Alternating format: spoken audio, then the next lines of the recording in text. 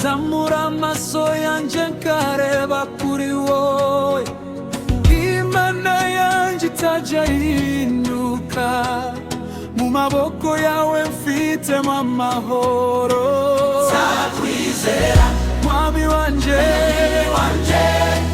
niyo inzira ibandende, amasezerano yawe ni ay'ukuri, nzagukurikira iteka.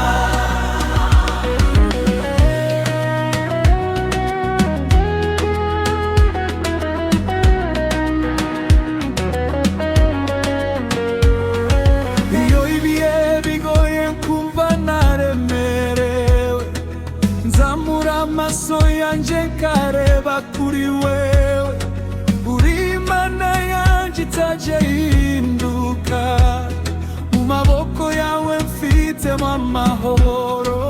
Nzakwizera Mwami wanje,